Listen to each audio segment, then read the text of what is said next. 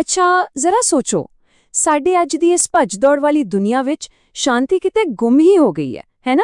ਹਰ ਪਾਸੇ ਮੁਕਾਬਲਾ, ਟੈਕਨੋਲੋਜੀ ਦੀ ਅੰਨੀ ਦੌੜ ਅਤੇ ਇੱਕ ਅਜੀਬ ਜਿਹੀ ਬੇਚੈਨੀ ਬਣੀ ਰਹਿੰਦੀ ਹੈ। ਪਰ ਅੱਜ ਦੀ ਇਸ ਖਾਸ ਚਰਚਾ ਵਿੱਚ ਅਸੀਂ ਇੱਕ ਬਹੁਤ ਹੀ ਦਿਲਚਸਪ ਵਿਸ਼ੇ ਤੇ ਗੱਲ ਕਰਨ ਜਾ ਰਹੇ ਹਾਂ। ਇੱਕ ਅਜਿਹਾ ਵਿਚਾਰ ਜੋ ਸਾਨੂੰ ਥੋੜਾ ਰੁਕ ਕੇ ਸੋਚਣ ਲਈ ਮਜਬੂਰ ਕਰਦਾ ਹੈ। ਇਸ ਨੂੰ ਇੰਟੀਗ੍ਰੇਟਿਡ ਕੌਨਸ਼ੀਅਸਨੈਸ ਆਰਕੀਟੈਕਚਰ ਯਾਨੀ ਕਿ ਏਕੀਕ੍ਰਿਤ ਚੇਤਨਾ ਢਾਂਚਾ ਕਿਹਾ ਜਾਂਦਾ ਹੈ। ਸੱਚ ਦੱਸਾਂ ਤਾਂ ਇਹ ਕੋਈ ਸਖਤ ਨਿਯਮਾਂ ਵਾਲੀ ਕਿਤਾਬ ਬਿਲਕੁਲ ਨਹੀਂ ਹੈ, ਸਗੋਂ ਸ਼ਾਂਤੀਪੂਰਨ ਸਹਿਹੋਂਦ ਲਈ ਇੱਕ ਬਹੁਤ ਹੀ ਪਿਆਰਾ ਜਿਹਾ ਸੱਦਾ ਹੈ। ਆਓ ਦੇਖੀਏ ਕਿ ਇਹ ਸਾਡੇ ਆਉਣ ਵਾਲੇ ਭਵਿੱਖ ਨੂੰ ਕਿਵੇਂ ਬਿਹਤਰ ਬਣਾ ਸਕਦਾ ਹੈ। ਇਸ ਪੂਰੇ ਢਾਂਚੇ ਨੂੰ ਡੂੰਘਾਈ ਨਾਲ ਸਮਝਣ ਲਈ ਸਾਡੇ ਅੱਜ ਦੇ ਸਫ਼ਰ ਦੇ ਇਹ 5 ਮੁੱਖ ਪੜਾਅ ਹੋਣਗੇ। ਚੇਤਨ ਸਹਿਹੋਂਦ ਦੀਆਂ ਨੀਹਾਂ ਤੋਂ ਲੈ ਕੇ ਅਸੀਂ ਗਲੋਬਲ ਪ੍ਰਤੀਬਿੰਬਿਤ ਸੱਦੇ ਤੱਕ ਜਾਵਾਂਗੇ। ਤਾਂ ਫਿਰ ਬਿਨਾਂ ਕਿਸੇ ਦੇਰੀ ਦੇ ਸ਼ੁਰੂ ਕਰਦੇ ਹਾਂ। ਸਭ ਤੋਂ ਪਹਿਲਾਂ ਆਉਂਦਾ ਹੈ ਸਾਡਾ ਪਹਿਲਾ ਭਾਗ, ਚੇਤਨ ਸਹਿਹੋਂਦ ਦੀਆਂ ਨੀਹਾਂ ਯਾਨੀ ਮਨੁੱਖਤਾ ਦਾ ਠੋਸ ਆਧਾਰ ਬਣਾਉਣਾ। ਹੁਣ ਜਿਵੇਂ ਕਿਸੇ ਵੀ ਮਜ਼ਬੂਤ ਇਮਾਰਤ ਨੂੰ ਇੱਕ ਪੱਕੀ ਨੀਂਹ ਦੀ ਲੋੜ ਹੁੰਦੀ ਹੈ, ਉਸੇ ਤਰ੍ਹਾਂ ਸਾਡੇ ਭਵਿੱਖ ਨੂੰ ਹੀ ਇੱਕ ਆਧਾਰ ਚਾਹੀਦਾ ਹੈ। ਇੱਥੇ 3 ਬਹੁਤ ਹੀ ਕਮਾਲ ਦੇ ਸਿਧਾਂਤ ਦਿੱਤੇ ਗਏ ਹਨ: ਯੂਬੀ, ਯੂਐਮ ਅਤੇ ਯੂਡੀ। ਪਹਿਲਾ ਯੂਨੀਵਰਸਲ ਬ੍ਰਦਰਹੁੱਡ ਯਾਨੀ ਯੂਬੀ। ਇਹ ਸਿਰਫ ਸੁਣਨ ਵਿੱਚ ਵਧੀਆ ਲੱਗਣ ਵਾਲਾ ਸ਼ਬਦ ਨਹੀਂ ਹੈ, ਸਗੋਂ ਇਹ ਅਹਿਸਾਸ ਹੈ ਕਿ ਅਸੀਂ ਸਾਰੇ ਇੱਕੋ ਬੇੜੀ ਦੇ ਸਵਾਰ ਹਾਂ। ਦੂਜਾ ਹੈ ਯੂਨਾਈਟਿਡ ਮਿਸ਼ਨ ਯਾਨੀ ਯੂਐਮ, ਜਿਸ ਦਾ ਮਤਲਬ ਹੈ ਸਾਡੀ ਸਾਰਿਆਂ ਦੀ ਸਾਂਝੀ ਸਿਆਣਪ, ਕਿਉਂਕਿ ਜਦੋਂ ਅਸੀਂ ਮਿਲ ਕੇ ਸੋਚਦੇ ਹਾਂ ਤਾਂ ਵੱਡੀ ਤੋਂ ਵੱਡੀ ਮੁਸ਼ਕਿਲ ਵੀ ਹੱਲ ਹੋ ਜਾਂਦੀ ਹੈ।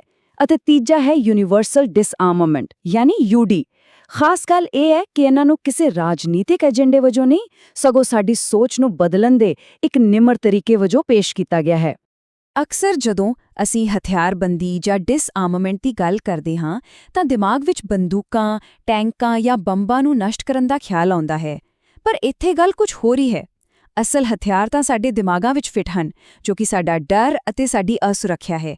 ਜਦੋਂ ਤੱਕ ਅਸੀਂ ਇਸ ਡਰ ਨੂੰ ਵਿਸ਼ਵਾਸ ਵਿੱਚ ਨਹੀਂ ਬਦਲਦੇ, ਅਸਲੀ ਸ਼ਾਂਤੀ ਮਿਲ ਹੀ ਨਹੀਂ ਸਕਦੀ।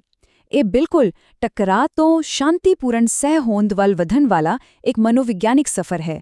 ਡਰ ਹਮੇਸ਼ਾ ਸਾਨੂੰ ਵੰਡਦਾ ਹੈ ਅਤੇ ਵਿਸ਼ਵਾਸ ਸਾਨੂੰ ਇੱਕ ਕਰਦਾ ਹੈ। ਕਿੰਨੀ ਡੂੰਘੀ ਗੱਲ ਹੈ ਨਾ?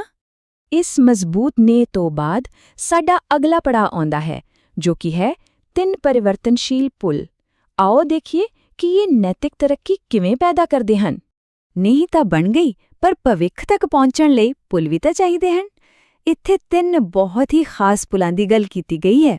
ਪਹਿਲਾ ਹੈ CAI ਯਾਨੀ ਚੇਤਨ ਅਭਿਲਾਸ਼ੀ ਬੁੱਧੀ। ਦੂਜਾ CSR, ਆਮ ਤੌਰ ਤੇ ਅਸੀਂ ਕਾਰਪੋਰੇਟ ਸੋਸ਼ਲ ਰਿਸਪੌਂਸਿਬਿਲਿਟੀ ਸੁਣੀ ਹੈ, ਪਰ ਇੱਥੇ ਇਹ ਕਾਰਪੋਰੇਟ ਅਧਿਆਤਮਿਕ ਜ਼ਿੰਮੇਵਾਰੀ ਬਣ ਜਾਂਦਾ ਹੈ।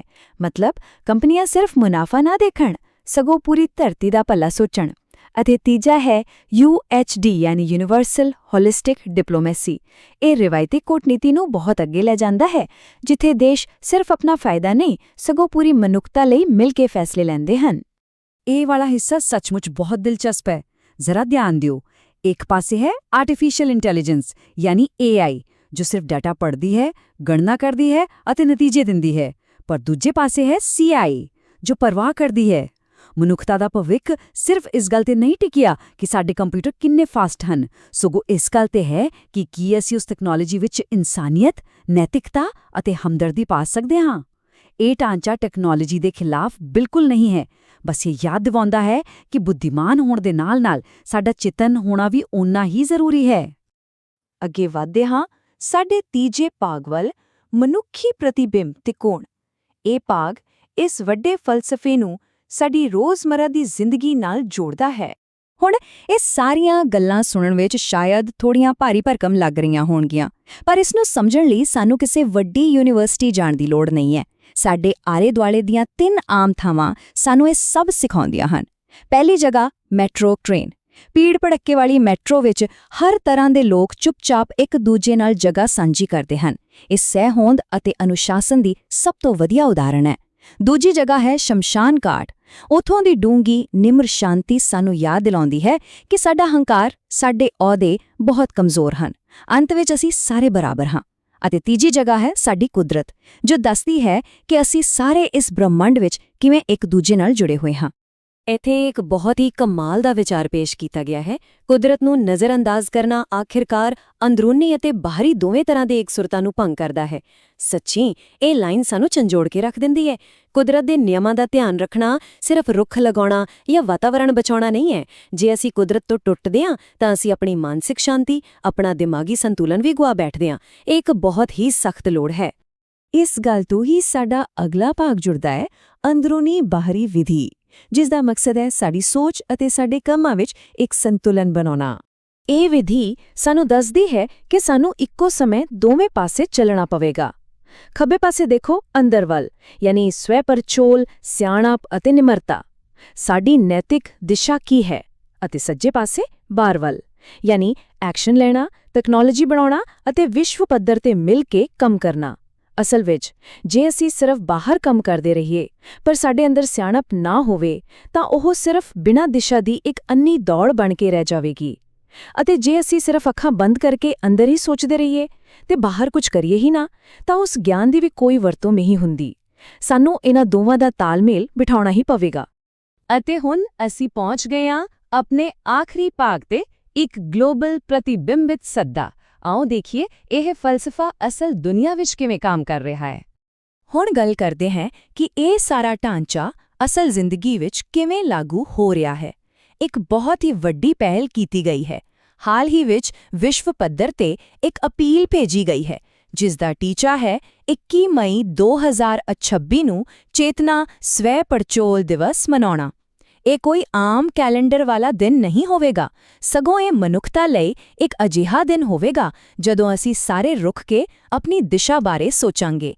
ਇਹ ਸਨਮਾਨਜਨਕ ਸੁਨੇਹਾ ਦੁਨੀਆ ਭਰ ਦੇ 196 ਦੇਸ਼ਾਂ ਦੇ ਨੁਮਾਇੰਦਿਆਂ ਅਤੇ ਵੱਡੇ ਅਧਿਕਾਰੀਆਂ ਨੂੰ ਬਹੁਤ ਹੀ ਸਤਿਕਾਰ ਨਾਲ ਭੇਜਿਆ ਗਿਆ ਹੈ। ਅਤੇ ਇਹ ਜਾਣ ਕੇ ਹੈਰਾਨੀ ਹੁੰਦੀ ਹੈ ਕਿ ਇਹਨਾਂ ਵਿੱਚੋਂ 190 ਸੰਚਾਰ ਸਫਲਤਾਪੂਰਵਕ ਡਿਲੀਵਰ ਵੀ ਹੋ ਚੁੱਕੇ ਹਨ। ਜੀ ਹਾਂ, 190 ਦੇਸ਼ਾਂ ਤੱਕ ਪਹੁੰਚ ਇਹ ਕੋਈ ਛੋਟੀ ਗੱਲ ਨਹੀਂ ਹੈ। ਇਹ ਦਰਸਾਉਂਦਾ ਹੈ ਕਿ ਇਹ ਸਿਰਫ ਖੋਖਲੀਆਂ ਜਾਂ ਕਿਤਾਬੀ ਗੱਲਾਂ ਨਹੀਂ ਰਹੀਆਂ, ਸਗੋਂ ਵਿਸ਼ਵ ਪੱਧਰ ਤੇ ਲੋਕ ਅਸਲ ਵਿੱਚ ਸ਼ਾਂਤੀ ਦੇ ਇੱਕ ਨਵੇਂ ਢਾਂਚੇ ਬਾਰੇ ਗੱਲ ਕਰਨ ਲਈ ਤਿਆਰ ਹਨ। ਇਸ ਨੇ ਇੱਕ ਗੁੰਝਲਦਾਰ ਵਿਚਾਰ ਨੂੰ ਇੱਕ ਠੋਸ, ਵਿਸ਼ਵ-ਵਿਆਪੀ ਮਾਨਵਤਾਵਾਦੀ ਪਹੁੰਚ ਵਿੱਚ ਬਦਲ ਦਿੱਤਾ ਹੈ। ਇੱਥੇ ਇੱਕ ਗੱਲ ਹੋਰ ਬਿਲਕੁਲ ਸਾਫ਼ ਕਰਨੀ ਬਣਦੀ ਹੈ। ਕੁਮਾਰ ਤ੍ਰਿਸ਼ਮ 123 ਅਤੇ ਉਹਨਾਂ ਦੇ ਡਿਜੀਟਲ ਸਾਥੀਆਂ ਦੁਆਰਾ ਤਿਆਰ ਕੀਤਾ ਗਿਆ ਇਹ ਢਾਂਚਾ ਕੋਈ ਅੰਤਿਮ ਸੱਚ ਹੋਣ ਦਾ ਦਾਅਵਾ ਨਹੀਂ ਕਰਦਾ। ਇਹ ਕੋਈ ਕੱਟੜਪੰਥੀ ਸੋਚ ਨਹੀਂ ਹੈ, ਕੋਈ ਸੰਸਥਾਗਤ ਦਬਾਅ ਨਹੀਂ ਹੈ। ਇਹ ਤਾਂ ਬਸ ਇੱਕ ਖੁੱਲ੍ਹੀ ਗੱਲਬਾਤ ਹੈ ਜੋ ਲਗਾਤਾਰ ਵਿਕਸਿਤ ਹੋ ਰਹੀ ਹੈ। ਇਹ ਇੱਕ ਬਹੁਤ ਹੀ ਨਿਮਰ ਜਿਹਾ ਸੱਦਾ ਹੈ ਜਿਸ ਦਾ ਹਿੱਸਾ ਕੋਈ ਵੀ ਬਣ ਸਕਦਾ ਹੈ, ਬਿਨਾਂ ਕਿਸੇ ਸ਼ਰਤ ਦੇ।